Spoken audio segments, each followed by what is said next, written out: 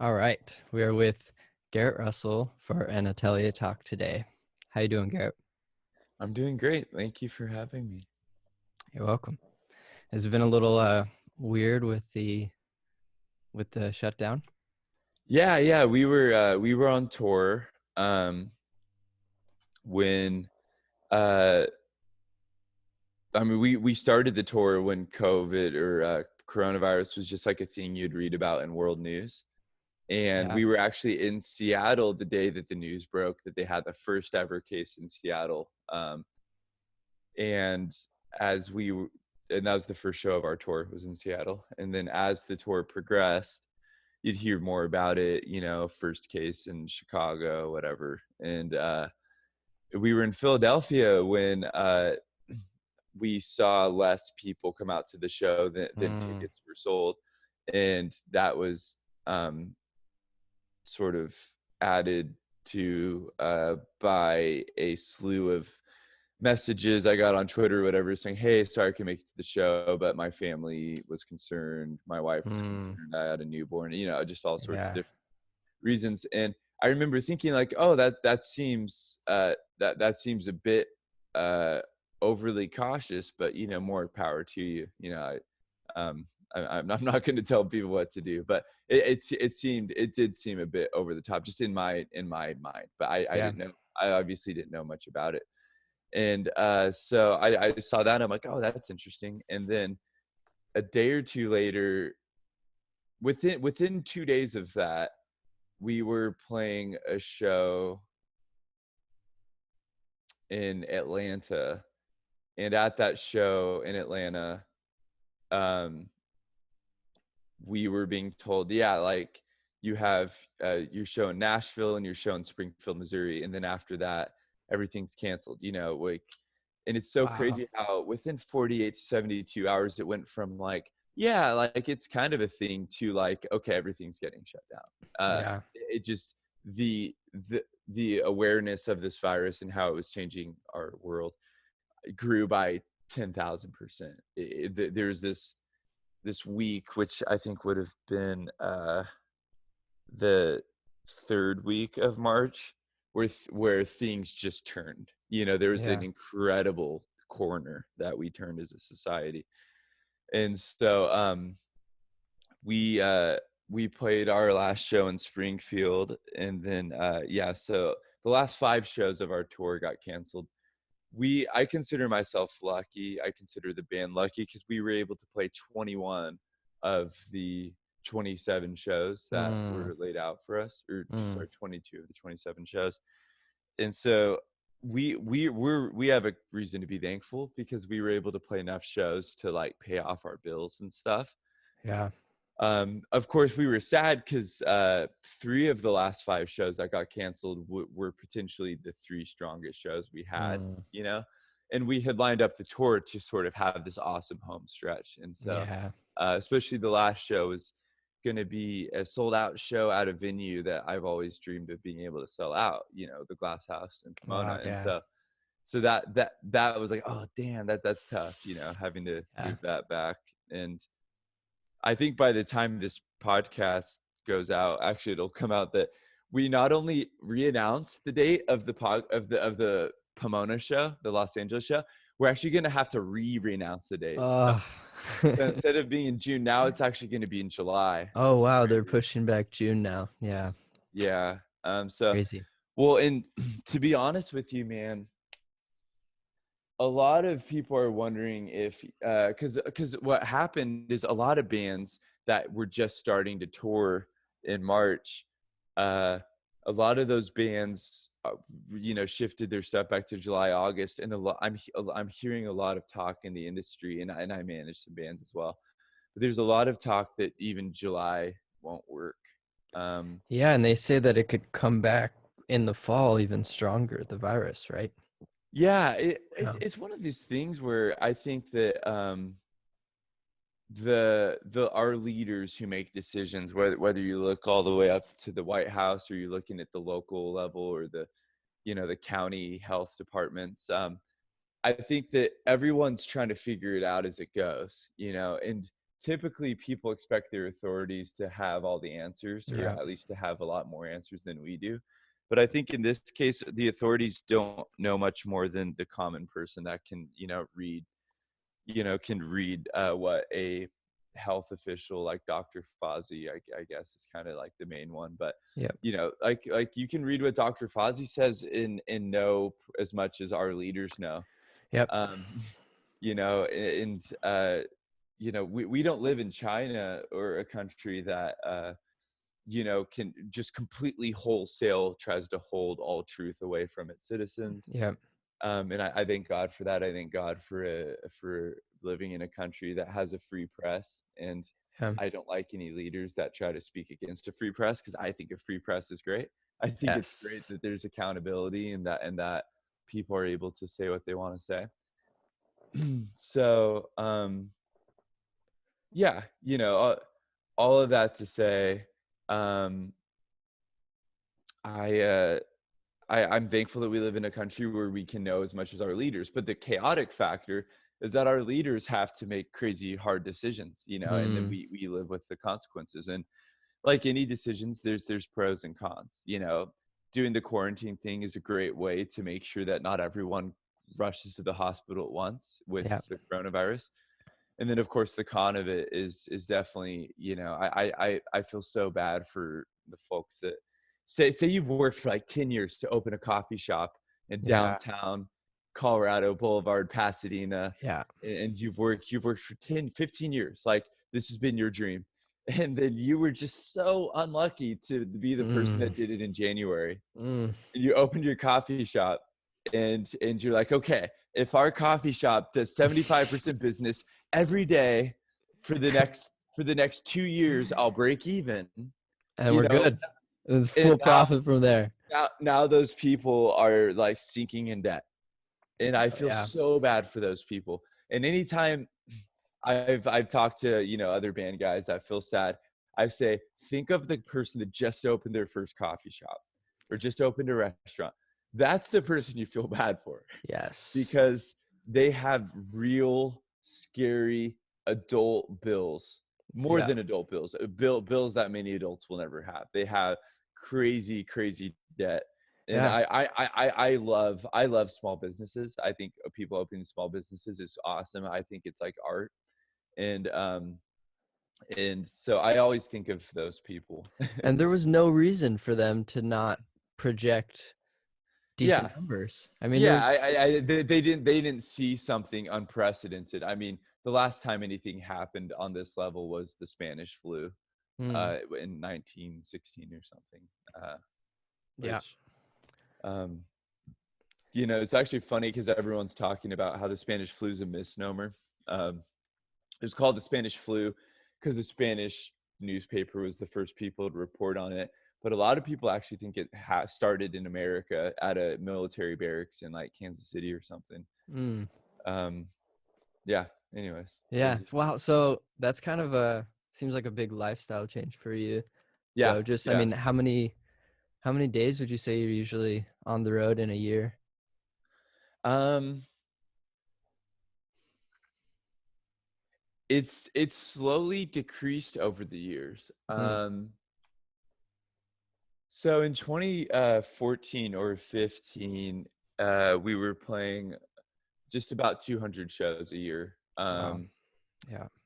Which yeah, so that involves being gone for at least 8 or 9 months out of the year, because obviously you don't get to play show literally every single day you're gone. But yeah, so 8 or 9 months out of the year. And then I think in 2016 it dropped down to like 7 months. Yeah. And then 2017 became like 5.5. And then 20, yeah, so I think this year, before the cancellations, was gonna be the least shows we do in a year. It was gonna be around like 90 something, just Mm. under 100.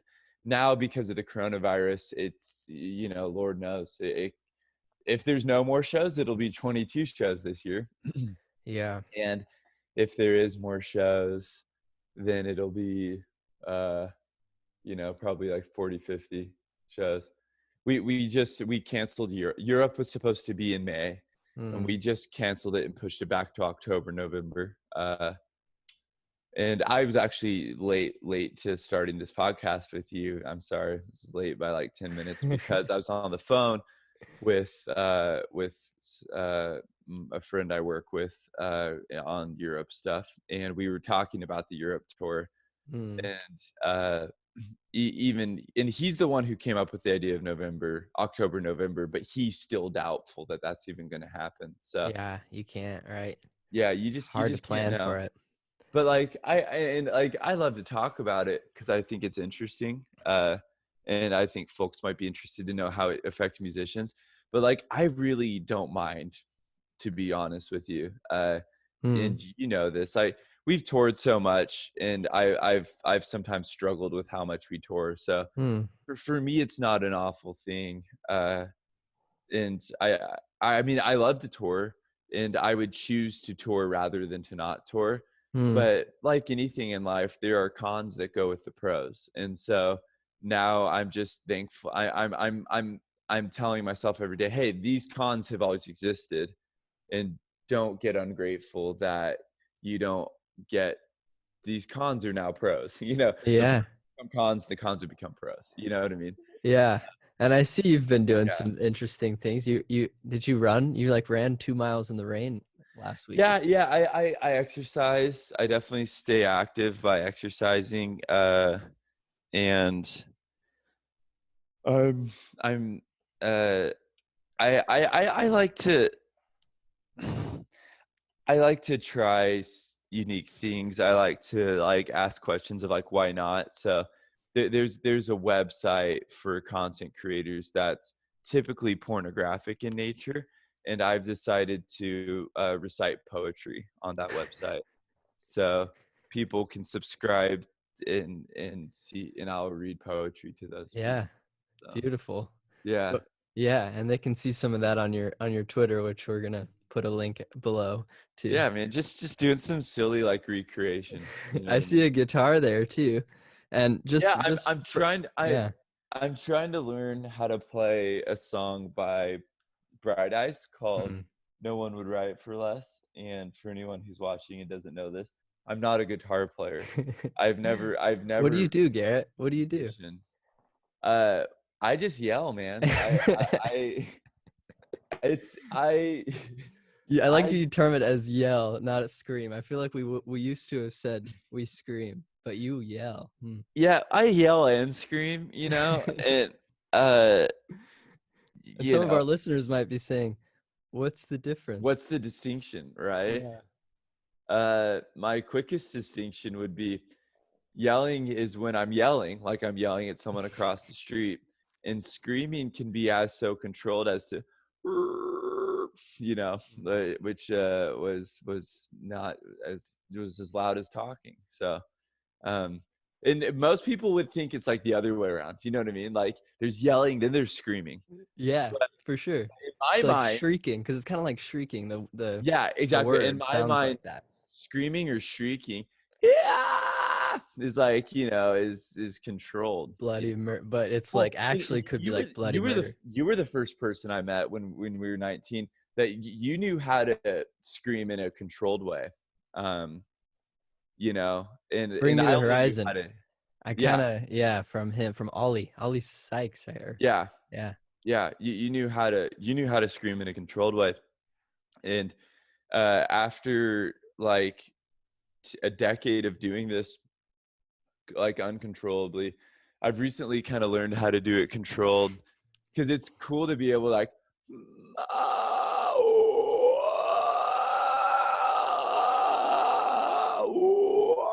you know, just be able to do that Yeah. whenever you want. And you And just do yeah. the funny thing is I've learned it's when you do that, a microphone picks it up extremely hot. And the reason why is you're emitting these frequencies that the voice naturally can't emit. Fun fact. Wow. Um, so, like if you look at like the gigahertz, you can get an app. Forget what the app is. It might be on my phone. You can get an app that measures frequencies, which I mean, you can obviously do it better with a better microphone. So like you with if you had that on your computer with the microphone you're using right now. Yeah. Can people see video? Can people see you? Yeah, definitely. Okay. Yeah. So if the microphone you have picks up obviously probably a better spread of frequencies Yeah. than a very, very, very condensed iPhone microphone or these headphones, getting plugged in to the computer. But long story short, folks might be interested in this. I don't know, maybe not. But when people like emit like a fry frequency, which a fry frequency is the basis of like all screaming, and Yeah. that's that's fry at its most fundamental. Yep. People in the audio, uh, people that work with the voice on a medical level call that pulse register. Hmm. um, and Melissa calls it fry, but because she says fry is basically when you take a pulse, uh, so that's what we were doing when we were what you Yeah. knew how to do is you're taking pulse register and then you're finding your pelvic floor, you're finding your diaphragm, and you're Mm. pushing into it. So anyways, long story short, that is emitting a large spectrum of frequencies, more than even the best singer in the world can. Like an opera singer does not have as much frequency as someone who's just Wow. because there's this high pitched thing that's coming out of it. Yep. Even if you shape your mouth to try to sound like low, it's still high. Like the Yeah. frequency is actually still incredibly high. Yeah. And there's animals in nature that actually make the same thing. Chimpanzees actually do a Mm. very similar frequency. But the funny thing is, so Melissa, she's teaching me this and she's showing me this is why it works so well with live music, because when you do that, it's occupying a different frequency than the drums and the guitar. Whereas if Yeah. you hey, you're right there with the guitars. Yep. But when you Yeah. do that, you're sitting on top of the mix Mm. in a live mix, and so it's Mm. easier to mix. And the funny thing in all this is when she showed me the frequencies and she's holding up her phone, and she did a really like a really high whatever thing Yeah. with Yeah. the Yeah. microphone, right? But when she did this, the thing popped up as Blender, because what the app does is it hears it and then it guesses like what it's listening to. Mm. What And it said it blender. said it's a blender. And as Blender is just about the highest pitch frequency I can think of. Oh man, my blood, When my at least when it's blending like yeah, ice, it's a yeah. little Mine's making a like really low pitch right now. I think it's broken. okay. I put too many people kept telling me to get frozen bananas, and I'm like, Yeah, okay, yeah. whatever. But like, It gets really low. If it gets huge, like there's a yeah, lot of stuff, it gets try and if you blend only frozen stuff, dude. If I have two like room temperature bananas, it blends everything. But I think my yeah. blender's from like the 80s. So. Yeah, dude, I feel like I could be wrong, but I feel like blenders are probably like $30 right now. If it haven't been I taken should get by a the new. toilet paper crowd. If if Oh, I if thought about the if that if actually. the toilet paper apocalypse people haven't got their hands on all the Dude, blenders. that's funny. I thought about that. I was like, what if I have to buy a blender? How are you But doing on toilet paper? dude, good. Dude, for Okay. whatever reason, I made a Target run like 3 days before stuff hit. And I just got a bunch of stuff. I don't know. So I'm kind of Did set. you buy a bunch of stuff because you thought apocalypse was coming, or did you buy a bunch of stuff just because it was convenient? It was just that time Yeah. of every 2 months or Yeah. whatever. It was just a convenient time to go grab everything. Yeah. It made sense finally. Yeah. That's so funny. Yeah, it's So I got lucky. I got real lucky. I still haven't seen toilet paper. I know. I know. I mean, it's not like I look for it every day, but I've been to a Target a handful of times in the last like 3 weeks, and I have not seen toilet paper once. I think employees get first dibs, and they should. They But should. but I can't imagine that toilet paper isn't being sent around. Yeah, you would think that the toilet paper companies are. This is our time. Yeah, I mean, I guess there's only so much they can do, and Mm. I'm sure they're at max capacity because Yeah. I don't think they have any doubt that whatever toilet paper they make will be bought immediately. I wonder how far that goes, like into the. I mean, it's paper, right? So, I mean, are we able to? We're still doing it with trees, I imagine, right? Like that's Yeah. the source. So, like, I wonder how Yeah. far that's gone. Like, cut down more trees. Like, has it gone Yeah. that far? You think? Yeah, I wonder what the spread has been for the environment on this because sure, more toilet paper, more trees cut down, but at the same time, I don't know if you've seen, but like the air is like cleaner than it's ever been and stuff, Yeah, especially in and like countries like Venice China that are canals, major like, polluters. Yeah, Venice canals, yeah. because yeah, it's like, and it's funny. It's like yeah, like we're letting the earth breathe. Mm, Like, don't get me wrong, like, I feel sad for everyone that's negatively affected by this, but there is a positive in all of it. mhm. I'm Yeah, not and I'm what not sure else? I'm not sure if the positives outweigh the negatives, but still there is a positive to be found. Yeah, I don't think anything else could have. Like, we wouldn't have been like, oh, let's take a break. Like, it just No. wouldn't have happened. Yeah, yeah, Not a yeah. chance. Unfortunately, we don't live in a world that's so benevolent where we can all say, "Hey, let's just stop for a couple weeks, let the earth breathe." Let's stop doing this, let's stop doing that. Yeah, Let's no way. no. Yeah. Because we do live in a world very ruled by greed. Dude, that kind of reminds me of Trilogy a little bit, actually. Huh. Like, Yeah. and this is my interpretation a little bit, but I feel like there's some talk of rest and Oh, against yeah. kind of like the machine Yep. Oh, yeah. relationship. Yeah, man's Ah, relationship thanks with for the thanks for machine. listening. You took a deep dive apparently because you noticed that. I appreciate that. Oh, dude, I love it, man. I listened to it the day it came out, Thank you. and the video too. Yeah. You know what's funny, and I think you're gonna love this because Mm, when you're in Silent Planet, you always had a heart for this, and it's a difficult thing to do in metal, but it's collaboration. mm, As you know, collaboration is difficult in technical metal because there's so much complexity that it can be difficult for it to be a conversation with more than one person. yeah. Writing a metal song can sometimes feel like you're like an architect, Mm, and typically there will be like an architect that sort of tries to plan things out initially before a team comes in. yep. But Trilogy actually was a very collaborative song, Mm, by far the most collaborative thing we've ever done as a band.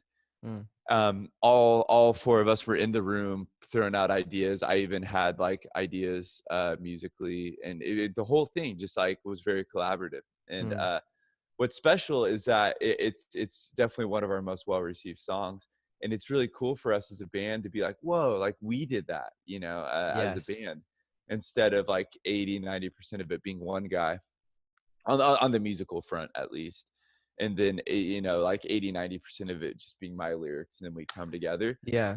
And even on a lyrical side, I mean, yeah, it still was 80-90% me, but the band came in with a very crucial 10% that Mm, uh, quant quantitatively what they contributed was 10%.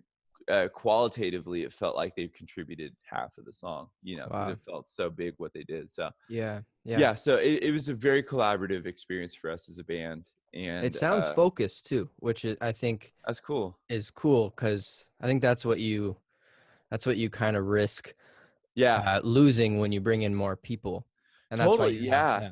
I was talking to someone about that, like, and I know you thought a lot about this.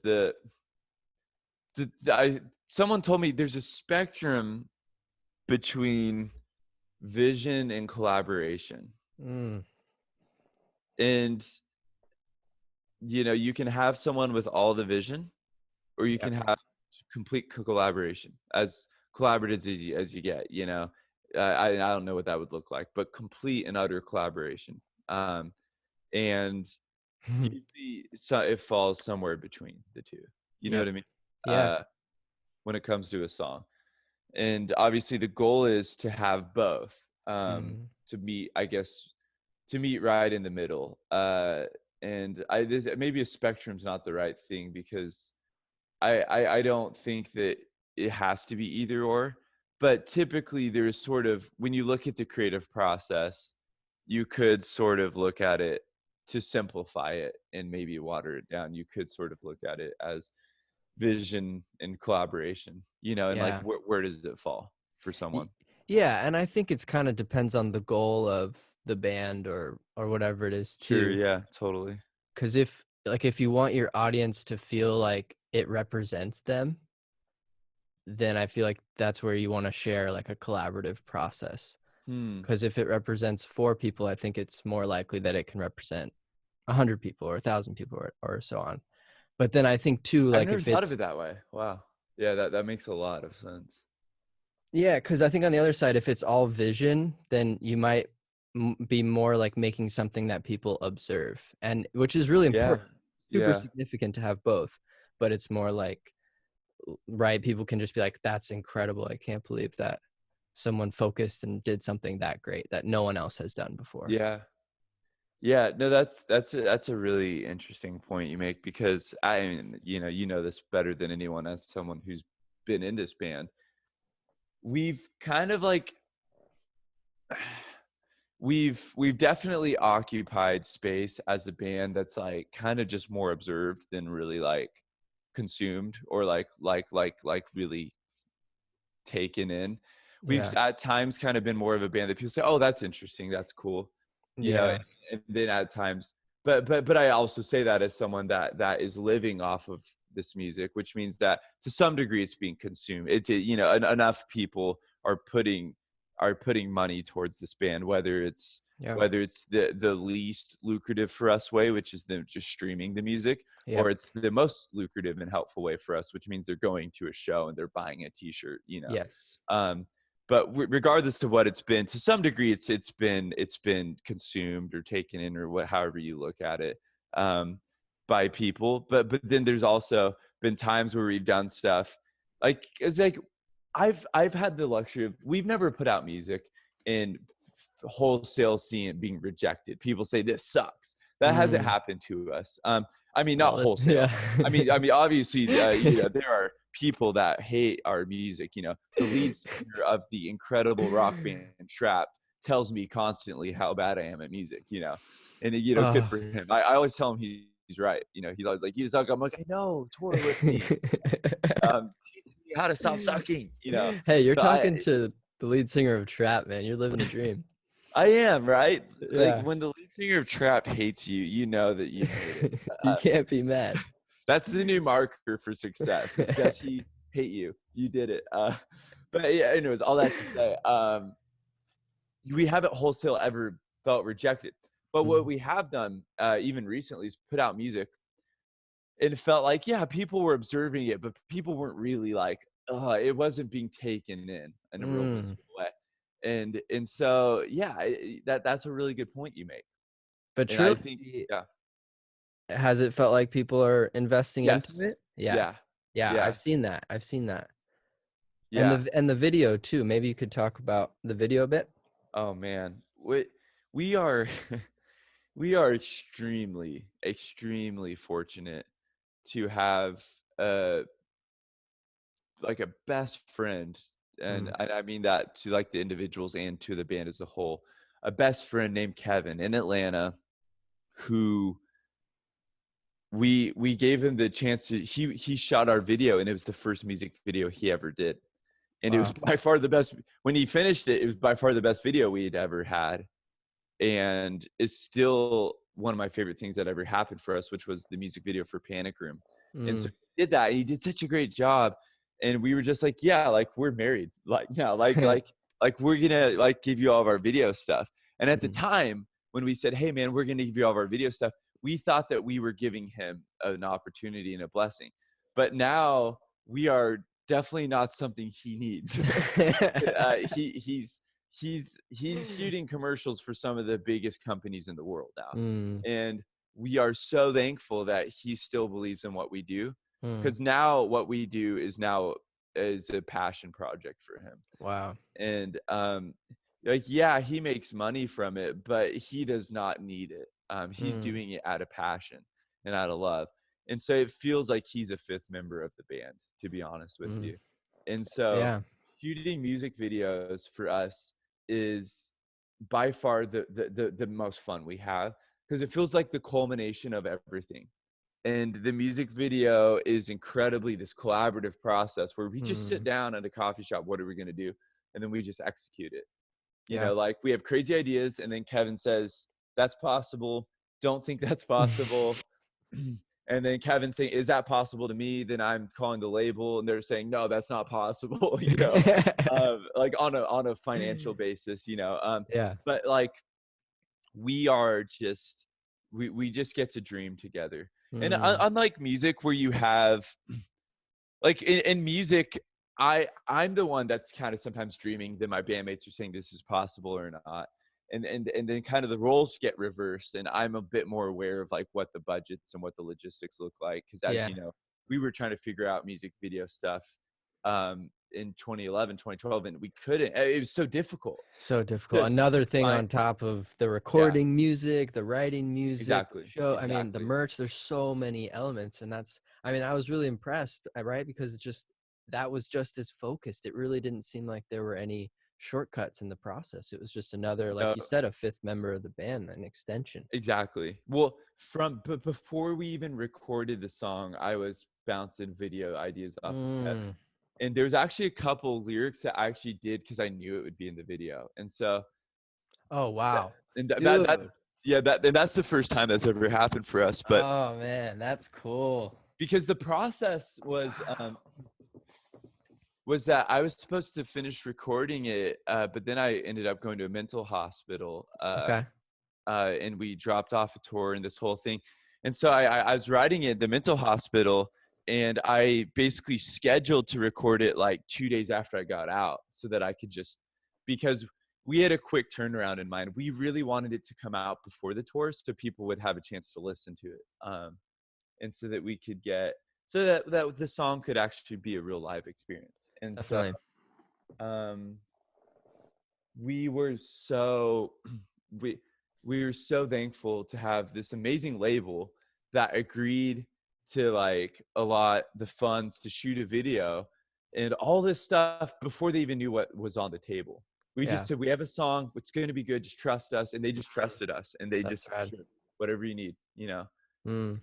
because of having a label like that, instead of having a major label that's like, well, let me CC HR. Okay. Well, Karen over in accounting is saying to Jeff over in marketing, like none of that bullshit. We just, More fast guitars, more drums. yeah, yeah, they just said sure, like whatever you want to do. And Yeah. that's why we love, like, our label is awesome. Like Mm. Solid State Records, Solid State Tooth and Nail, like they they just want to get shit done. Yeah. They don't have any patience for bureaucratic nonsense, which is awesome. So Beautiful. yeah, it was cool. Yeah. And then, so tell me about maybe the lyric process for you in that song. So Yeah, so right it was before it it was very released. Yeah. it's very different than anything I'd done in the past. Everything I'd done in the past had been very cerebral, very thought out, very like, okay, I like, I have inspiration from this author, this, and I put it together almost more like kind of a research paper a bit. Yeah. And I still like to do that, and I'm sure I'll do that for some songs still. I But mean, have you seen any other band like cite things and use footnotes the way that you do? no, not that I've seen. I'm Yeah. sure someone did it before me, but I didn't know about it. For That's me, awesome. like, it was like having a extreme love, as you know, for like Aaron Weiss, Me Without You's lyrics, and then also being in school and being kind of a nerdy guy. And so those Yeah. two things just came together, Mm.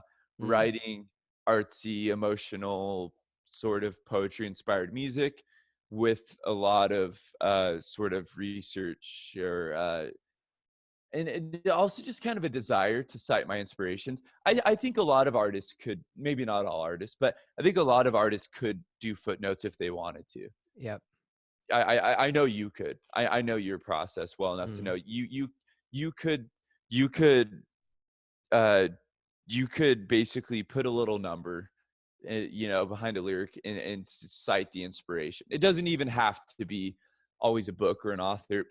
You could just say, like, on a beach, and list Mm. the date that you were on a beach, like, Oh, I see. or you could cite, a conversation. You could just say someone's name. You could Yeah. say, Jason Scribner. Yeah. I think I actually referenced Jason. No, yeah, yeah, I Earlier. remember. I Um, like it could just be from a person, Yeah. from a conversation. I just happen to maybe pull my footnotes a bit more from like dead authors and books and stuff. Yeah. But I think everyone's getting inspired all the time. But all that's to say, to answer your question, this inspiration for Trilogy was way more from the gut, way more just like this fast emotional thing that came together while I Yeah. was at this mental facility. Mm, And yeah, the song is what it needed to be, mm-hmm. I wasn't in a place to research. I honestly didn't even really have as much time to research as I would like to, because they really restricted our access to electronics. Yeah. So even some of this was even written by hand, which was also the first time I've ever wrote things down by hand, Mm. which I think I'll be S- doing more in the future. But yeah, Yeah. So any footnotes on these lyrics? no, none. Not one. There probably Wow. could be. Like if I sat Yeah. down, I said I Yeah. need to put footnotes on it, but it didn't. The process didn't feel like it lent itself to having footnotes. Yeah. Um, yeah, Yeah. And I think you can hear it, I feel like too. You can hear it in the song that it's very present. It's a moment, yeah. I it's mean, not as much thought, it's all emotion yeah. and I you mean, the feel it beginning of the immediately. song, I just scream no No. for like 15 seconds. I I like just how that looks full, on the lyrics, dude. It's just like no, and then there's just a space. yeah. It's cool. No, because it like that gives you an idea of how visceral it was. I'm just like, no, like Mm. that's that was that because like I typically haven't been like the metal guy that holds out the long Oh. like the long scary screams, because like I'm saying words, I'm not Yeah. just making sounds. Well, thank Uh, God. No. but this actually made sense, both Mm. just to say an angry sound, but also the word no, uh, because like that is what I was saying for months. Mm. And what I was saying when I was being brought into mental hospital, So it's like that was it. Just No. no. Like a toddler, just like Mm. indignant against all of the forces surrounding it. Just yeah. Yeah. Was that something like I can't imagine you being able to expect anything? Like, did you go in having an expectation that it would be feeling that way, or No, you just it's kind of, funny. yeah. Leading like when I talked to my family and we chose like the place that I was gonna go, I I had mixed feelings, very mixed feelings. And then and so I saw some pros and some cons, but the moment it's actually started, it was all cons. It was all no, you know. It was I don't know, like maybe like someone who's going to give birth, they're like, yeah, something beautiful is going to come out of this, but it's going to be painful. But then I think the moment they go into labor, it's probably for most people just like, oh no, like Yeah. not to say that the no means I don't want this baby to live, or I don't want this baby, but the pain Yeah. and the just outright agony, which I can't even imagine what that's like. But I've talked to enough women to know that it's awful. Yeah. The pain part of it at least is awful. Yeah. And so I don't imagine that they are writing beautiful poems about the nature of giving birth. They're Mhm. just like, pain has a way of bringing us into a moment Yep. and fucking sorry, Yeah. language, just nailing us to a wall. Yep. Yeah. and uh and I felt nailed to the wall, Yep. when I was being brought in there. There's nothing beautiful or intellectual about it. It just sucked. And so screaming no for 15 seconds is like is a great, for me, a great representation of how I felt. Yeah. Did you get to play Trilogy live Oh 22 yeah. times? Yes. Yeah, well, and so that's why we really sped up the timeline. It's like, get out of the hospital. They already finished the song. I already had heard the song. I wrote the lyrics to the song. We finished the song. We had it mixed a week later, mastered a week later, submitted to the program that puts it into the streaming services and all that, Yeah, yeah. which Distribution, right? yeah, distribution, which takes a bit longer because our label's trying to get, yeah, they just have a way of doing it. So getting that in on time, Well, you do getting vinyl the too, music though, but video not for shot. this one. No, no, yeah, just because Okay, it's because that single. takes forever, man. We did think that doing a 7-inch and then like having a demo or something on it would be cool too, but yeah, just didn't not enough time. Yep. So just boom, boom, boom, boom, boom, boom, boom, all that stuff. Um, all being done for the sake of being able to play the song live. That was it, even the Mm, writing process was like, let's make a song that'll be fun to play live, mm. which is why Mitch just gets to play bum bum bum, just gets to like, like Yeah. play power chords in a sound clip. Oh, that last Which by the way, breakdown is which by the heavy, way, dude. that was so Mitch was like messing around on like a course production, and he went jum jum jum, and like this chainsaw sounding riff, and was like, oh, that's a bit over the top, that's like Norma Jean, and I'm like, no, that's us, I want to do that, you Norma know Jean. because you Yeah. always hear bands like Norma Jean just play like filthy, just like, yeah, just like And the power chords. lights, right? The lights live, dude. Yeah, The light boxes, yeah. yeah, just like And they're just like hanging, like they're we lighting are Norma fires. Jean, People mother throwing effers. guitars. And but Mitch played that and I'm like, dude, that's it. I love that. And it worked. It like kind of juxtaposed with Thomas's, pretty soaring, relatively high voice. It worked to just have this like rum rum rum, Yeah. kind of sound. And it was cool. And but like that was like that's an idea of like something I fought for that. I'm like, yes, Yeah. that And please. that way, I feel like sometimes when bands sing in metal, it's just musically it changes so much, right? It'll just be like these high chords randomly. Yeah. And but Yeah. I feel like with this, the music, it stays like there's a continuity, right? It's like it Yeah. doesn't leave itself in order to do something else. It just And, stays, and and then Thomas sings, and it's like, and that's the thing we really want to do. I think, the band Under Oath in the yeah, metalcore world, I think is so special because there is a continuity to everything they had. Especially, I'm talking mostly about when they were like a metal band, which is for their existence until they came back recently. But from their 2000, especially 2006, 2008, 2010, they put out 3 records that I kind of see as a trilogy. I know hmm, they've never said it is, but I see those for albums sure. as a progression. Yep. And you and I have both talked about it. I think Yeah. they're really good albums. Not good metal albums, not good screamo albums. I think they're good Mm, albums. I think they're just good. I think it's good music. I think it's well done. I think it's well executed. The music has this continuity, and they were able to make continuity and something interesting from a lot of times more simplicity than most bands give you in this genre.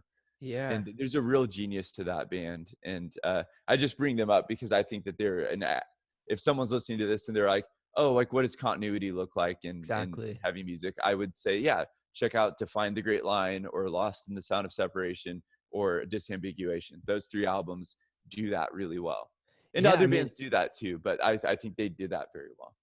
resonated with a lot of people too. Didn't Yeah. didn't one of them go like Gold. platinum or what? Gold. Yeah, Define the Great Line went gold. And Yeah. it went gold quite a while ago. It went Yeah. gold. And I wouldn't be surprised if Lost in the Sound also came close. Interesting fact, Disambiguation didn't sell nearly as well as the other albums. Yeah. It didn't sell. It didn't. I mean, it sold better than my band's ever sold, but it didn't sell that well for Under Oath. Yeah. They had Um, some changes though. yeah, their drummer and singer left the band. He's back in the band now. Hmm. They've kind of radically shifted their sound, but their drummer and singer left the band, and the guy who screams, Spencer, started to scream and sing, Wait, which I Aaron's think he back did in a the fantastic band? job. Yeah, he's back in the band. Yeah, Wow, that's yeah, like heavy news, dude. yeah, yeah. So because they put out an album last year or Hmm. 2 years ago. Okay. Oh, I think, wow, no, it Did was two. They put out an album 2 years ago, um, called I don't know what it's called, but they Yeah. put out an album. They shifted their sound a Yeah. decent amount. Some folks like it, some folks don't, but that's what happens, you know. That's life. Yeah. Well, very cool. I'm Yeah, I'm I'm obviously not an expert in metalcore anymore. It's been a little while, dude. but Honestly, your fans are gonna be like, that guy doesn't know. yeah. Like Underoath, come on. What is it? Oh But man, did I they don't kind of know. drop off though? Well, Underoath? they stopped Like being a that band. album? So they stopped in 2000. I don't remember. Maybe it was at 13. They did a Yeah. farewell tour. Yeah, Um, yeah. yeah, they did a farewell I remember tour. that. But I know Spencer the singer never wanted them to do a farewell, and Mm. so they all got back together and they did some reunion shows in 2016. We played a festival that was part of their reunion tour in Texas, and so that was cool. And then I think they said, hey, let's, why not just keep going? We're having a good time. So they're still a band. I don't think that they maybe are on the full-time grind like a lot of bands, but Yeah. I think they do consider themselves an active band. But anyways, yeah. Why did that come up? Yes, continuity in heavy Mm. music is possible. It's funny because a lot of people will either say, yeah, I used to be in a heavy band, but I kind of grew out of it, or I used to listen to that heavy music and I grew out of it.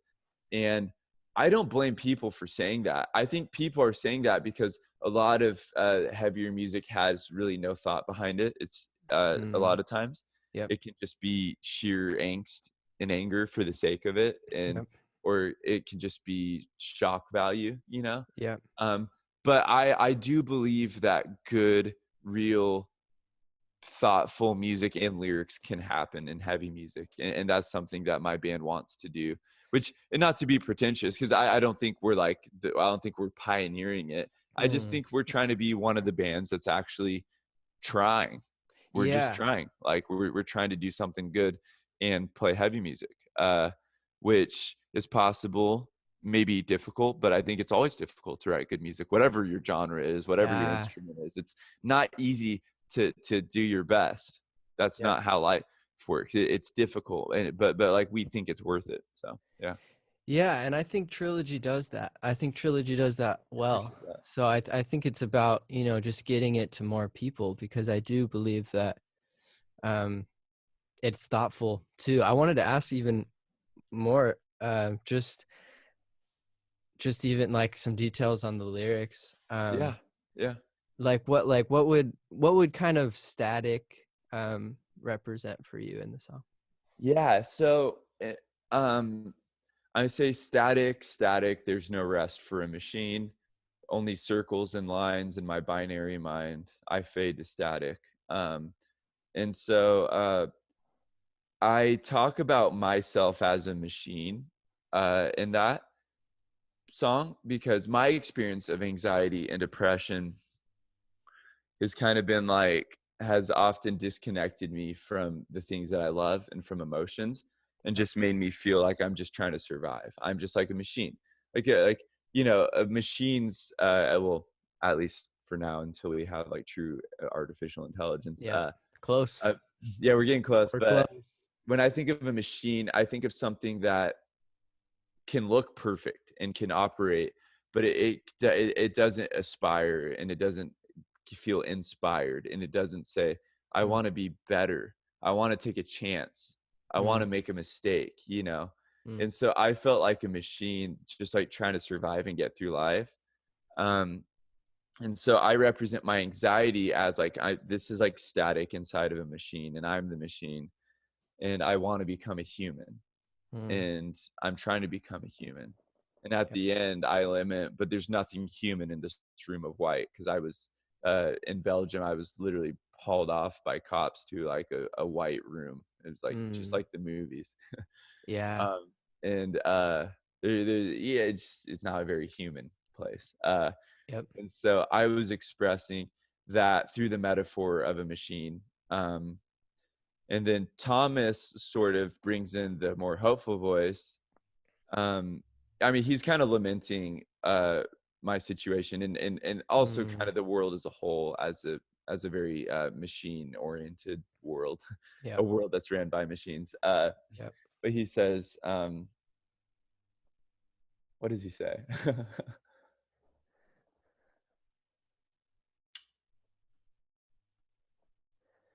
Now I know Yeah, now I know it's delusion, uh, in in love, love with the slow the demise. slow demise. And then he says, and then like the prescription, or sort of like what I want people to take away from the song, which is why it's saying beautifully and it's in the chorus, is be still and human, be still and be Mm, um and it's funny because the way that that chorus came together is Thomas in the studio just mush mouthed like a melody that he liked, yeah. and I loved the melody so much Hmm. that I instantly got the lyrics. Instantly, the first time I heard it, Wow. I heard him saying something that he wasn't saying, but it just made sense. Be Dude. still and human. Well, sorry, not all of it, but the be still for sure. He was like, it sounded like he kind of said pieces. He's like pieces, Yeah. ba-da-na-na, There's pieces, something really and special happening be-da-da. Well, in actually, that. I think the last ba-da-da was me, because the chorus actually was shorter. It was like Mhm. be still, da da da, be da da da da da da. And Yep. I was like, no, no, it needs the 1 2 1 2. I really Yes. need that. I Yes. need The that. repetition. Yeah. Yeah, and so and I showed the band what I was thinking, and so that's an example of how collaborative it was. But yeah, he said, "Be still and human, be still and be consumed," and or no, sorry, he doesn't say be still. He says breathe in. I Breathe had in it and be moved by, consumed. but then the band's like, yeah, let's mix it up. But yeah, either way. Oh, I see. But the idea was that the prescription is to be so, because I actually had this huge, for me, anxiety and time are closely related. Yep. Like when the sun goes down, almost every day, I I have this mixed feeling, because when the sun's going down, I think the world's, I think most, I don't think it's a unique thought of mine to say the world's at its most beauty. Mm. Colors get like deeper and darker, like the sky turns this incredible orange. I mean, our world is at its most beautiful, I think, when the sun is going down and when the sun's coming up. When Is the that sun's is that setting. where red comes in or no? Is that different? No, no, that's not. That's for me. That's something else. But Okay. Yeah. but when the sun goes up and the sun goes down, I get this mixed feeling of like, wow, this is beautiful. But then I often feel like I didn't do enough with my day. I didn't do enough. Yeah. And so, but I often find, actually, this philosopher Soren Kierkegaard probably says it best. He says, men rush so quickly to pleasure that they often rush right past it. Wow. And I would say humans rush so quickly to get things done that they rush right past getting things done, or at least getting something good. Yeah. Um, and I've struggled with that. I've like I'm gonna conquer the world today, but in like my world conquering, I just get nothing done. Mm. And so learning that being still, like just stopping and just taking in a moment and trying to like quiet the thing in the head that's like do that, do that, do that, and just like no, no, no, no, no, no, just being in a moment. However that looks like for people to meditate, to pray, Yeah. is the prescription to me for anxiety. Mm. I mean, I'm also on medication and stuff, and I'm not ashamed of that. But the medication will only work if I learn these habits. Hmm. Medication can only supplement. Medication can't fix the problem. Yep. It's a tool. Um, so yeah, Dude, I love your process of finding that uh where is it? Be still and human breathe in. yeah, Like him just mumbling. You see that I've heard that a lot of times now, where people will just mumble melodies, and yeah, what happens is like we discover something deep in our brain that we weren't yet conscious of. yeah, yeah, totally. And that's the healing process of creating. um Yeah. No, absolutely. Yeah, you hear like Tom York, and you hear how Yeah. spiritual his Radiohead, their stuff is. And it But makes a lot of sense yeah. with that he's mumbling because he's saying some pretty like wild, outlandish things in his lyrics. You're just like, yeah, I said apples. Yeah, I said apples. Whatever. Yeah. We'll run with it. Yeah. Yeah. I feel like he'll turn it around though. Like it always turns to a beautiful point where Oh yeah. Yeah. No, yeah, it's of definitely not meaning. just yeah, there's he instills like meaning inside of the chaos for sure. And it might start with the chaos, right? But then the process of finishing the song, I think, is finding the Yeah. purpose. One, the way that the music works, like my favorite song's Weird Fishes. Yeah. And he says like I like in the like sort of the emotion like the everything drops off pretty much. He's like, I get eaten by the worms and weird fishes, weird fishes. Boom, boom, boom, boom, and the whole, the thing comes in Yeah. and the band comes in and like it adds like a meaning to it, sort of like the music does, just the emotion that it does, you know. And it's like all of a sudden it's like I get eaten by the worms, Mm. weird fishes is like this incredible inspirational lyric, Wow. That's it. That's it, man. It's like Yeah, you could say anything, but it just makes sense, and it makes you feel like it makes you feel peace, yeah, it does, like it really stillness. does. I think what we were talking about too, because music can bring people to. I think what we're discussing, this stillness of breathing and of peace. Yeah. And it's like wow. But I think the job of a composer, songwriter, whatever, is to create that environment. Hmm. Yeah. Yeah, I think so. And it's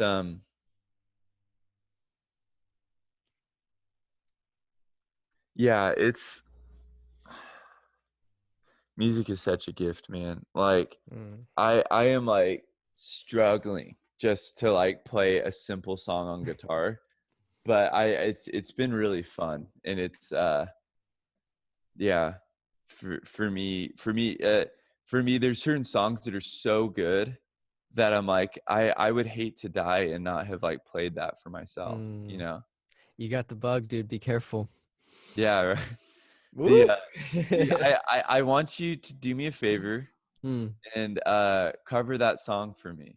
Wow. I Yeah, I know got it down. Yeah. Bright because eyes. I know I know from messing around with it that you could instantly figure it out. It's a very simple song. It is picking, but it's like there's only like in the whole song there's only like four different shapes. Yeah. Um, But you're telling me it's worth it. It's worth that yeah, well, investment dude, right and the there. lyrics are It's like just it's that insane. good. I do think lyrically it might be my favorite song ever. Um, um, he says the beginning is death may come invisible or in a holy wall of fire on the Hmm. breadth between the markers on some I-80 mile and the madness of the governments and the vengeance of the seas where everything is eclipsed by the shape of destiny, so hold me now. And then this like choir comes in and it's Wow. like um because what he's saying is yeah, the death can come in many ways because he kind of goes back and forth between the mundane world that he sees, which is he's in Iowa. I think he's from Iowa. Hmm. Yeah, he's from like the Des Moines area. Yeah, yeah. I-80, I know because I've driven it. Is uh that's the cool thing about touring. Sometimes you get references that other people might miss. But I-80 is Oh. this really long, boring freeway, but there's obviously a decent amount of accidents on it because there's a lot of truckers and stuff. Mm. And so he's saying, death may come like from because he goes back and forth between like World War I or two because he's talking about like trench warfare and stuff. Yep. He's talking about the world that he sees, and he's remarking that like it's interesting that you could die either way, Yeah. like in this holy wall, this like this incredible Saving Private Ryan moment, or just your car goes off the road. It's just between the Yeah. markers on an I-80 And that mile. has a lot of personal like meaning for you. Yeah, Yeah. yeah, Yeah, I think you've told me that before. You were like, dude, we're risking our lives, like, because we're just Yeah. right. You guys just Oh, have totally. Well, I cots mean, like yeah, in the van. if I could see the future and see that, I'm in an obituary in the next 4 or 5 years, I very much think it's from being on tour, Yeah. you know? And no, is my life more dangerous than somebody than a Navy SEAL? No, of course not. But is my life maybe in more danger than most people I meet? Sure, Yep. probably. Because I see a lot of accidents and we've had a lot of close calls. Like literally like Mm, 2 feet of difference and I'm dead right now. wow.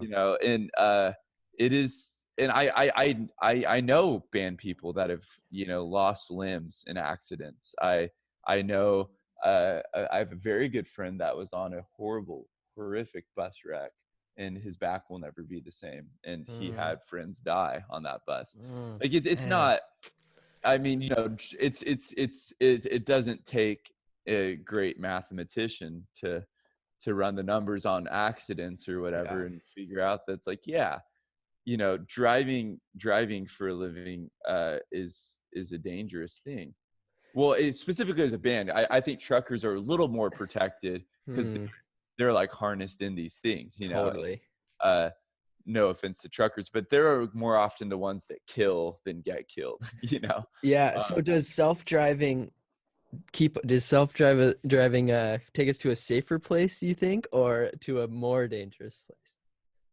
you mean like Self-driving cars? Yeah, cars that automobiles.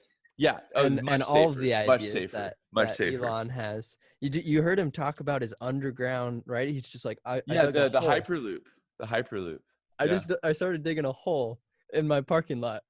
I love it. I love it. Yeah, no, the What a hyperloop. crazy guy. He wrote a whole thesis on it Yeah. back in like 2012. Yeah, it's a fascinating idea. The idea that basically you could use, like how banks have those little vacuum chutes. Yeah. That might be old school. I don't know if they do that anymore. But No, probably the not, the but the capsules and then they shoot up. As a yeah, kid, yeah. that was And in really the movie, I feel like they're still in old movies because it's kind of a yeah, thing. yeah.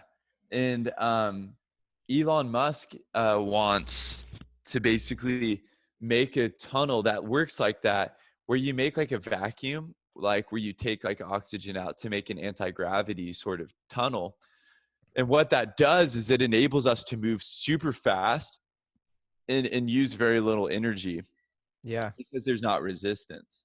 Yeah. And you can go Yeah, miles down what's with that thing? Because you go way down, way, way, way down into basically a little tube, and then you just get shot super yeah. fast. Yeah. I, And I, I speed, think you yeah. can go almost as fast as a plane, and it'd be way more productive than a plane, take up way less energy, Yeah. be way better for the environment, and possibly be way cheaper and way easier to mass. So, anyways, but yeah, as far as self-driving cars go, there absolutely would be safer. Yeah. Um, I think I've told a lot of people the next, like right now, you say political debates, and what comes into your mind? Guns, gun control, Yeah. healthcare, abortion, um, Education too, eh? education. Yeah. So one of the next great political debates, in my opinion, is going to be automobiles.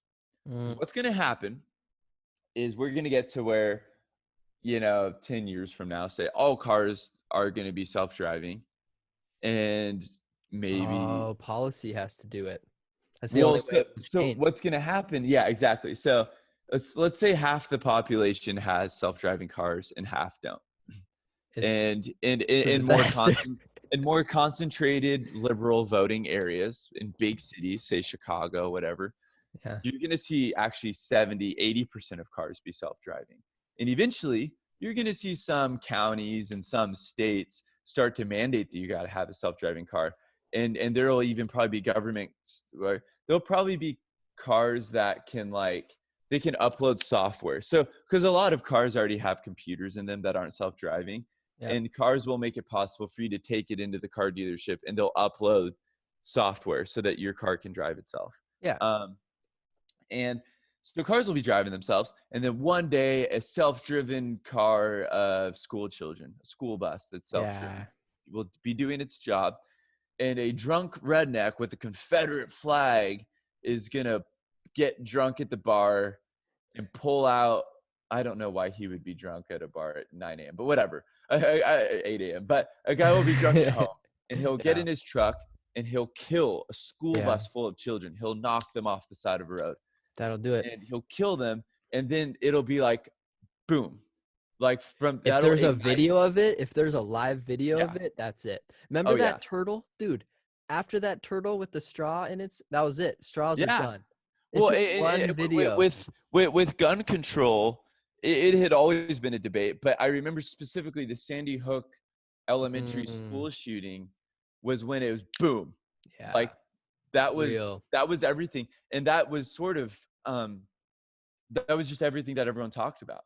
It was like that was the thing. And it caused so much information and more so misinformation came Yeah. out of it. But I think that that's going to Mm, happen. That the next right versus left will be like right wingers saying, "Yo, individual freedom and liberty. I get to drive my own damn car, just like my father and my father before him, and blah blah blah." You yeah. know. And then people on the left will say, "Do you hate school children? Do you want to kill school children? Mm, Because if you like maybe you're not the one, but if you enable self-driving, someone somewhere is an idiot. And as we all know, yes, there's always bad mm, drivers. um yeah. and they'll say and it'll just be boom, it'll be like, do you hate freedom, do you hate school children? Yeah. Those will be the Oh man. the The hyperbolic extremes. arguments, the extreme arguments that Yeah. people use. And we'll find ourselves in the middle. Yeah, and we'll find ourselves in the middle seeing the pros and cons, because as it is, even though the argument doesn't exist yet, I see pros and cons. Yep. Like Yeah, I I mean love less like you I wouldn't love be to yep. drive. Like I Yeah. love driving. You love driving. Dude, we've had some of our best conversations as Oh friends man. in a Del Taco parking lot, driving around at 2 a.m., blasting our favorite music, screaming. Like that's like think You about sped past that cop at like yeah, I got 90 pulled over miles by an that hour. cop. Yeah, going And then like and then and then she was like, pull over, and you went like 5 lanes in one. You just yeah, and she was yeah, like, why did you do that? And you were like, I well, don't know. I wanted to get over. um and like as ridiculous and absurd and whatever, like those are special moments that we Yeah. share. Yeah. And it wouldn't be the same if you were in a self-driven car. um I You think play for the games most part. though. It's new experiences, right? I mean, Yeah, you could now do whatever you want. Like you can yeah, really hang out. Like you could spend true. quality time with your kids in the car. Yeah, that's a Won't good be- point. Well, Anyways, and I as someone that loves to drive, I'm on the side of, you know what, if everyone could have a self-driven car and you could reduce auto fatalities by 95%, yeah, I would say yeah. yes. Because I And if think they're solar powered, right? Something like that yeah. too Oh, probably well, I has think to it'll be come into play. hydrogen, actually. I think it's gonna be Hydrogen? hydrogen. Yeah, I think it's funny that Yeah, that's gas right. is so cheap right now, that, gas is under $1 in Oklahoma. I think Oklahoma or somewhere. Yeah. Oh wow. No, I didn't know Because gas is way down. that. And you've probably noticed. Gas is way down. But I think gas is gonna be replaced by hydrogen, and that's obviously the most abundant resource in the universe is hydrogen. Yeah. So I don't think we're gonna have any issue having, I don't know how you would call it, but like gas hydrogen Yeah. being used by cars. But yeah, I mean, I think, as someone that loves, I don't know how we got here, but yeah, I hope that everything becomes self-driving, Yeah. but it'll only work really efficiently if everything's self-driving. Exactly. Once they're all self-driven, the cars can communicate with each other, and honestly, the cars can go real fast. Yeah. You I've know what I seen mean? some And they could be close. They could be yeah. 95 miles per hour going bumper to bumper, because even though you don't see anything connecting them, there are millions of bits of information connecting those cars. Yep. And so you could, because like traffic exists because of human error. Yep. I Yeah. mean, even if you took the 405 in Los Angeles and you reduced 2 lanes, if you had machines doing it, machines would still be able to figure out a way to at least go 55. Yep. That's You know? beautiful. There's another pro. I think a con though, I've seen in a couple movies already so far that right people are going home, they're driving, and all of a sudden like their car just turns around. Right? Someone Yeah, takes control of their car, hacking. Yeah. hacking, and takes them to a dangerous area and then they That's right, true. someone takes their No, car. So then that's the that's true. Because conversation. people crash computers. So what if hackers crash servers all the time? They take your incredible Tesla. Yeah. They take it, they drive it to their Yeah. house I, I and imagine I imagine that if there was a law that you had to have a self-driving car, there would have to also still be sort of this emergency rights concept where mm, you can turn off the machine and you can take control of it. But of course, then on the flip side, it gets scary if the cars are going 90 to know that some idiot could just decide to take override. control of the Oh, car. And it's like, as humans, we're not capable of going bumper to bumper at 90 miles per hour. Our reaction time is not quick enough. yeah, those are going to be interesting conversations. Yeah. Hopefully we get to be a part of them, dude. Oh, I think we will. I Yeah, think that 10 it's years. I think 10 years from now. 10 Yeah, years. I think by 2030, um, this will. I mean, I think that the horrific, the horrific. I don't know if it's necessarily gonna be a school bus, but the horrific moment will probably happen in the next 6 or 7 years to spark off the real debate. Mm, yeah. It's interesting though cuz things have halted, right? Since this virus. It's like a lot of conversations have stopped. Yeah, they have. I mean, it's whether you're a Democrat or you're a conservative or you're a libertarian or you're a Marxist, your world has been shaken up by this. Yeah. And I mean, so many people have lost so much money. If Mm, you were if you were heavily invested in the stock market, it was a bad time for you. And if yeah. you're not heavily invested in the stock market, it's not a bad time to maybe start. Unless you're invested in toilet paper. Yeah, yeah, true. If you invest in toilet Killing paper, it. actually, I had some Amazon stock, Mhm. and Dude, Amazon's probably doing okay. yeah, so they dipped a little bit with the market, but they're definitely doing okay. Like Yeah. the people that got really screwed are the people that were invested in the energy sector. Um, Mm, Energy got super effed, and of course, anything real service industry got pretty effed too. yeah, Oof, dude. dude, I thank you for having me. Thank you for letting me go on tangents and stuff. Yeah, man. Dude, I wanted to ask you about photography before we head out. Please, I think yeah, that's yeah. yeah, it's such an interesting thing to be so focused on something. I mean, you've been so focused on really I don't want to say the same thing because it has multiple elements to it, but Silent Planet, right? It's like Yeah, no, it's weird for it's sure. been Like your thing. I I talk to a lot of people, like people my age who are doing music, like you, have have a journey of like, well, I did this, and then I brought me to that, brought me to that. You've been on a journey. Yep. Yeah. Not to say it's been linear. I know a lot of times it's been circles. Like I worked with this person, then this person. Now I'm working with this person. I know there's Mm, also circles in your journey, yeah, but yeah. kind of like a bee. They go figure eight while they move. Yes. Um, Yes. my journey has been very simple. People are like, what are you passionate about? I have this band I'm passionate about. That's cool. What have you done in your life? I've been in this band.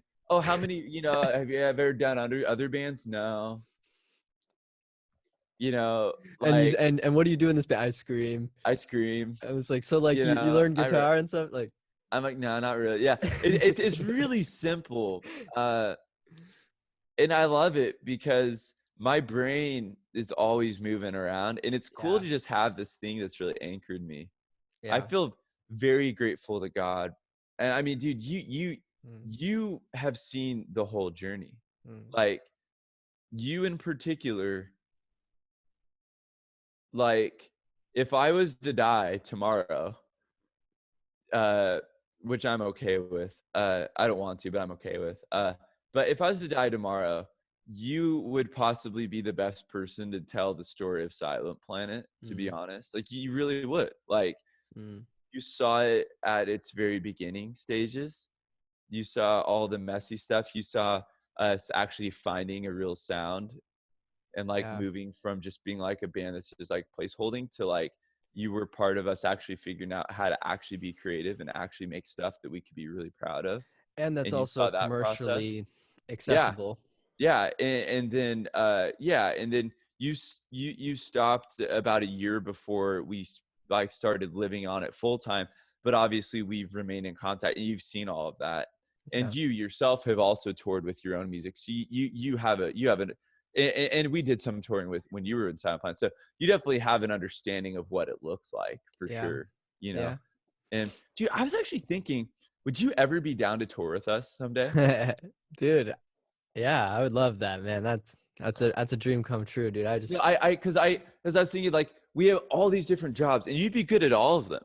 Like seriously, you could guitar tech, you could drum tech, you could drive, you could sell merch, you could do Yeah, man. literally everything. You could mix front of house probably. That would be a bit of a learning curve because like I mean, you know how to mix Oh, it's specific though. It's very specific. it's a very Yeah. specific kind of Yeah, I mix get that, man.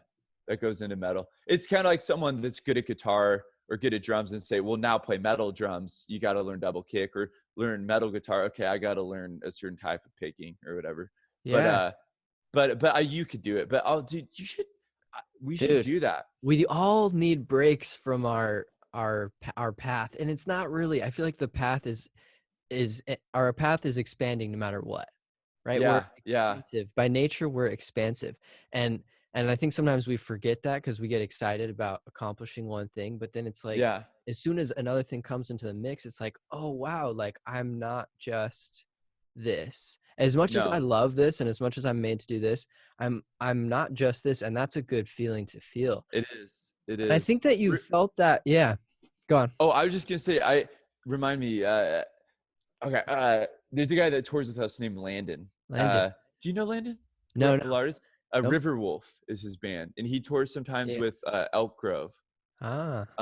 I feel like I thought you played together. Well, River Wolf he does sound familiar, but it's kind of a indie he name. drives. He's driven for us on a few tours, but he's an Mm, incredible musician. He plays guitar and sings. He's really yeah. good at what he does. And you guys are pretty similar as far as like your approach to music and your just general love of music. Mm. Um, Honestly, strangers would probably actually say you guys look similar. I don't think you look similar because I like know you guys really well, but I think maybe strange like someone Do you would. think I look like Thomas? No, but once again, strangers might say. But no, I think you and Remember Landon look Spencer? That more. was funny. You and Landon look more similar than Mm. you and Thomas, I would say, I remember for when sure. Spencer, dude, first in Bakersfield, like brought Thomas over to me. He was like, "Look, you guys are twins." Ah! It's like, all right, yeah, Yeah, no, I remember that too, and I remember thinking, I don't think so, but yeah, no. yeah. So you're, Uh, but that proves your point too. That like you see past like I don't know. yeah, And it's yeah. hard I for you just to see that people look similar.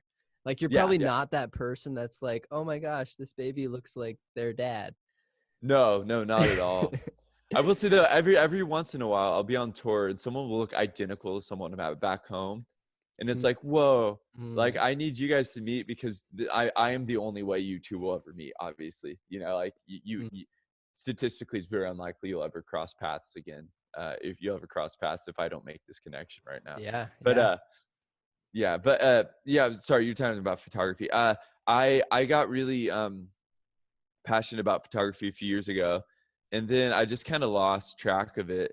And then I've kind of got back into it because my girlfriend is a full-time photographer, Mm, and has been since she was 16, and like his really done pretty well because in photography, due to weddings and senior high school photos and family photos, there's definitely an industry that's built into photography. mm, And so she does that to sustain herself, but then she also does a lot of passion projects.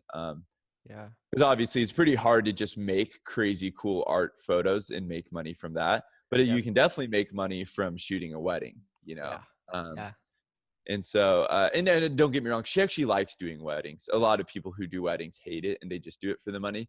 Yep. Like I think money keeps her doing it, but she also actually enjoys it. She's an incredible people person, Yeah. and so she's really able to like understand the couple, understand how to relate to them, and like get everyone in line to get the photos done, but also do it in a fun way. Not like she's not Mm. barking orders at people. but you Dang, do that's a have to skill. have, yeah, you do still have to be in control. You can't, if you're too like just chill, like type B, um, then things won't happen. And the day of, no one cares about their photos, but then for the rest of their life, they care about the photos. So Dude, yeah, that's a big deal, man. I don't think yeah, you'd want to mess with a couple after they get bad photos after the no, wedding. well, it's funny because I've been her second shooter at a couple of weddings. Yeah. Mm. But I did that that, once with yeah, Haley. did you? Dude, I don't think we used any of my No, photos. same, same. I don't know if Caitlin ever actually, you know what? I know one wedding, the only photo she used was a photo of, because we were in this incredibly beautiful place Mm. outside of Denver in Colorado. And the only photo she used was a photo of the mountain that I took. I just took a mountain photo. I mean, she didn't even use it for the, but she just sent it. She's like, "This is the good photo," and it was like not even my job. Some feedback. That's nice, But dude. it's to be honest, and I think I can share this. To be honest, she doesn't need a second shooter even. Mm. Like she's really good. She doesn't need a second shooter. She I see the photos of the ceremony. It's like she gets the back and the front and the side. Oh, she just boom, she's zipping around doing her Wow. thing. And so I'm mostly there, I think, just to make to like give a sort of confidence to the situation. Yeah. And so I think that when they see two people shooting, they definitely are like, wow, like this is Mm, really legitimate. for sure. But Yeah. they don't need two people shooting. Yeah. Just It's like probably I good don't for know. her too to have someone that she's not working for. Yeah, yeah, yeah, that's true. I think it's cool for her to have someone that's working for her, because Yes. she's only a 22-year-old person, and I think that I think some people might be like, "Well, you're 22 and you own," but like when people see someone working for a 22-year-old, they're like, "Wow, this person." And it's true. I mean, she has hired people and she deserves that because, like, dude, she's she's in a league of her own when it comes to being professional. I mean, by the age of like, I think by the time she was 20, she was already like she really had stuff figured out. Like people sign contracts and she delivers thousands of photos in a super professional way and stuff. It's crazy. It's she's way more ahead of the curve on being professional than you or I were when we were 20 years old. Yeah, poof. That's an interesting topic, too, man. Just like as an artist, right? Like what you said, it's like it's gonna be hard to make money off of a cool artsy photo, but you can make it off of gigs. So I think you've maybe done that naturally, or maybe thought it through, but with merch for you, right? It's like a lot Yeah. harder to Yeah. make money off of, you know, s- streaming music Yep. or even Well, playing exactly. gigs, Yeah. I mean, right? So how do you the where what do you got to Yeah, I do? mean, Yep. I've ever since I was going to shows when I was like 17, I was always enamored by band merch. I always just thought it was the Mm, coolest thing. I just loved it. And mm, so, um, when I found out that that's where bands mostly make their money from, I studied the bands that were doing well in merchandise, like bands that were punching above their weight with yep. merchandise. Because Yep. obviously, I know that Nickelback will sell a lot of shirts because they're Nickelback, and Nickelback fans will buy their shirts no matter what they look like or what they're priced. But I was Mm, looking at bands in my music scene that weren't that popular, but everyone had their shirts on. mm. Bands that their merch was more popular than Yes. the music. And I said to Yep. myself, like, I'm gonna focus on them because making good, like, there's no relationship between the music you make and the merch you make. It's not like you make good merch and then your music gets watered down or your music gets good. Mm. Like music is over here and merch is over here. But And also like perfect. Yep. because unlike a music video, those things don't really touch. Like, Yeah. Except I for mean, like if it went all the way to the values of a person, of a that's human true. being, That's making true. right. If you make one professional thing, I feel like you're a lot more likely to make five professional things. Yeah, no, it's true. And what the real, I guess the relationship that they do have is that if you're doing well with the merch thing, then your music thing will be more propped up, I think. But um Definitely. And the yeah, I community mean, aspect, right? oh, totally, totally. And so yeah, our goal is to make merch, that is comfortable and looks good and comes from like an ethical process. Mm, Um and you know, sell it and not come. No, I don't ever want to be too salesy as a band, Mm, but I also want to be honest. I want to be like, yo, we'd love it if you bought this. Thank you for buying this. Like I don't mind telling people that I want them to buy our stuff because I do, yeah. and I'm not ashamed of that. Yeah. But what I never wanted to do is become. I didn't want to become. I didn't want people to look at our social media pages Mm, and be like, wow, this is one big fat advertisement. mm, Like they're selling their music video, they're selling their song, they're selling their streaming, they're selling their concert shows, they're selling their merch. Just sell, sell, sell, sell, sell. yeah. Like I do want to sell things and I do need to sell things to keep this band alive, but that's not the point, and I don't want people to think that's the point. So when someone takes a glimpse at our social media, I don't want them to see ad after ad. I want Yep. them to see photo. I want them to see me writing lyrics. I want them to see me talking about how I'm feeling, asking Yeah. people how they're feeling, you Yep. know. Um, yeah, it's definitely a process. But Um, you've loved the merch process. That's what it sounds like. It sounds like you were yeah. drawn to Oh it yeah, immediately in the I scene, was. and then Yeah. that translated to finding designers and Yeah. designing things. Have you designed some shirts yourself? Uh, kind of. I've done like bad designs and then given it to people that are good, and I had them make it good for Yep. me. Um, I've Yeah, one of the things I'm most proud of is similar to video. I've met a lot of designers and given them sort of their first tries and really worked with them to say, hey, try this, try that, and Mm, watch them now expand into becoming like really in demand designers. And that's been really cool. I think yeah. specifically most recently, well, at first it was my buddy Jim Hughes. And he's doing really well. And him and his wife actually have their own kid, have a baby, and they've done some fostering as well for kids. And so my buddy Jim Hughes, and then more recently a buddy named Lee, who is from Portugal, Yeah. and uh, gave him, I think, his first job. And I actually met him because he's a huge Silent Planet listener, and Cool. he would comment. He'd always be the first comment on all of our videos back in like 2014 and stuff. He's Yeah. followed us for a really long time, and he does a lot of our design work now, and he is killing it. Wow. He's so Wow. cool. Is And there a certain design you could tell me? I think I've seen most of your merch. Yeah, I mean, so for instance, we had this hoodie on this last tour that was our best seller. It was like a teal hoodie, Mm-hmm. like a dark teal hoodie, and it had this interesting like flower melting on the I've back seen of it. it. It was like, Yeah. yeah, and he did that, and I was like, yeah, that's a crazy design. I don't even know if people are gonna like it, but we like it, and so we took it out, and it was actually our best seller.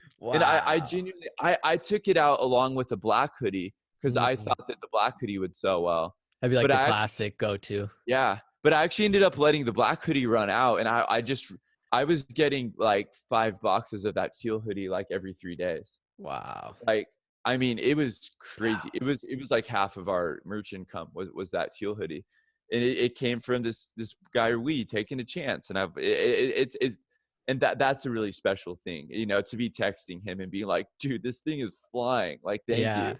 Oh Like wow. Thomas is going to be able to pay his mortgage because of this hoodie. It's cool. Mm. It's cool to collaborate with people, man. That's what I love about your vision, right? It's like you definitely hold yourself to a standard, and I Hmm. think that's what's been able to make this band sustainable. But the I vision appreciate that, man. I really do.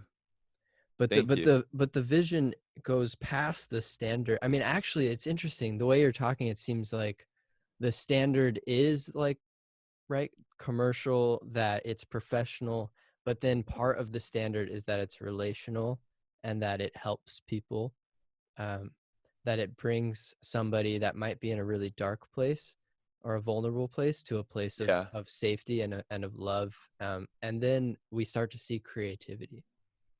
Dude, I hope so, man. I I really hope that people are like inspired to go get inspired. Mm, Uh I the footnotes primarily exist because I want someone who says, "Wow, I like that song or that lyric, it speaks to me. Oh, look, there's a number by it. that Mm, number. Oh, okay. So he's saying that he got that idea from this book. I guess I'll go read that book. yep. I've met people that have read like half of the book cited, or even more. And some of the books that I cite, I haven't even read the full book. I just read it. I read an excerpt of Yep. it, or Yeah. like I skimmed the book, or I know the books about, like I Yep. haven't even read all those books. So some people have read more like of the books than I have, Wow. and then they're telling me about the books, and it's just crazy. I think my buddy, speaking specifically about my buddy Christian in New Jersey, he he's read a lot of that stuff, man. He went to, I think he went to Rutgers, and he was studying, and on top of his studies at Rutgers, he was also just like boom boom boom, just like reading a lot of the stuff, and it's cool. It's an amazing thing. You inspire me. I love you, man. Dude, I think that's an excellent place to stop there, man. Yeah, you inspire me too, dude. Keep up the good work, brother. Dude, thank you. Please, because I love watching you sing, hearing you sing, watching you play guitar. Please cover "No One Would Write for Less" by Bright Eyes, and let me know what you Getting think. Okay? called out on the podcast. Oh. No, dude, I swear you'll be able to. Well, at least I don't know how long it'll take to learn the lyrics and the singing. I guess I take that for granted because I've been listening to it a lot over the last 10 years. But at Dude, least the guitar thing you will learn in like 10 minutes. So yeah. dude, anything for you. I can't wait to hear it. And I'm working on it too. It's just gonna be a little while, Dude, we but could do a duet. dude, it's hard. It's like my fingers struggle to like, especially like bar chords, to actually hold all of the strings. Yeah. No, I'm it's a still thing. I'm still not very good at it. Well, it's easy when it's just like one finger, but like Yeah. once you have the other fingers holding very like particular notes, it Mm, gets hard for me to hold this tight while yep. this finger's over here. You know what I Yeah, mean? exactly. It's all And connected. Yeah, I and still feel yeah. it in this finger. Like if I just think about it, my finger has had to change shape in order to play guitar.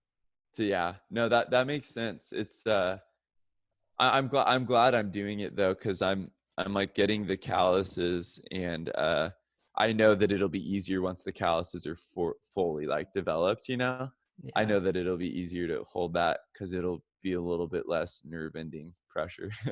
Yeah, you will. Dude, love you, I man. know It's I know you've been great always talk. wanted me to be able to fool around with the guitar, and I'm finally coming around to it. So Really, man. I think well, there's a reason for that. I mean, you did that for me. You were the first person. You said, mm, "Why don't you play keys?" In your yeah, naivety, which yeah, was yeah. beautiful. Because no one else had ever invited me to the game, invited me to Well, play you music. had such a passion for music, and Mm, it like before you even play music, and yeah, I think that you were at the age of 19 where I am now with music. mhm. It took me a bit of a journey, I think, to get here, but I definitely have more of an interest in playing now. That's cool. I think I had talked to you a few years back where you were like, you were kind of pissed about the music industry, and you're just like, I Yeah, don't think I would even touch music, and I was just like, oh man. yeah, But it was I more think the industry that gave you that, right? yeah, I think now, if I would say now, I would amend that statement to where I'm at now, and I would say I don't think I would ever like try to work with music, as far as like it being a job, try to make money. Mm, Even playing shows probably wouldn't, but I do think that I would still want to get better at certain musical things and like do stuff with music. But I think that it would just be very private. You know, yes. I don't think that it would be public anymore. Whenever the band's done, whenever that is, which I I I used to think that it would be done by the time I was 30, and now I'm 30. So yeah, Still going. still going, dude. Still Still going doing strong, metalcore. dude. Trilogy sounds, man. I was in a place when I heard that song too. I think part of metalcore needs that it's kind of attached to that place Mm, that people are in, and I think for most people it's a rare place to be in, but you need not I wanna say lash out. It's not that. It's a very powerful expression that needs to come from you. Yeah. And Yeah. and it's so powerful that someone else needs to let you go there. Mhm. Mhm. And so when someone else is literally screaming, yelling, making all this noise, and just kind of being a monster, Yeah. you're like, oh, I can be a monster. Yeah, you're like invited to I get in that felt space. that the monster in me, and everyone else was not, it's telling me that it wasn't real, that it wasn't true. Hmm. And then, but these, watching this video, yeah, Man. that's a human experience too. And Yeah, it can it be is. beautiful, and it can be not controlled in a bad way. It can have self-control Yeah. as It can have a well. purpose, yeah. Wow. Yeah. Yeah. And I mean, we get it. We get it in mainstream media, like Inside Out. I thought that was a beautiful movie, how they had kind of a validated anger and sadness. Did you see Inside Out? No. Oh, What Pixar is it? movie. Oh, it's like an animated movie? Yeah, Pixar. Okay. So the different characters are different emotions. And in the beginning, right, Oh, yeah, yeah, you probably saw it. I think I saw Joy, that. right? Joy kind of takes over the whole thing, and right, everything is submissive to Joy, this girl Yeah. who's Yeah. like, oh, I need to make sure everything's fine. And then by the end of the movie, everything is falling apart, being run by Joy. And we realize that, like, oh, like anger, like what you said, anger Has a has a place. Yeah. purpose. Sadness Yeah. has a purpose, right? Empathy, things like that. And I was like, wow. That's awesome. I love that. Did Dude. you might like that movie? Yeah. No, I think I would. I'm gonna I think I remember seeing like a billboard for it or something because it's like anger, and I remember seeing these like colorful Yep. Yep. monsters. Dude, I love you. Thank you for having me down on the Atelier podcast. Yeah. Also happy Easter, by the way. Dude, it's Easter. He is risen, brother. Yeah. Risen indeed. Um. Yeah, man. I hope your Easter's awesome. Do you have any plans? Um, dude, I kind of woke up at midnight. Uh, so yeah, it's nearing the Well, you've end been of awake my since day. midnight? Yeah, I'm on a different little schedule here. Whoa.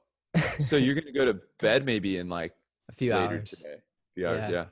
Yeah, so I'm Whoa. probably just gonna get some food and rest a bit. Wow. Okay. Do that, man. Wow. Get some sleep. I love you. I love you, my night owl. Dude, Thanks thank you for so having me. much.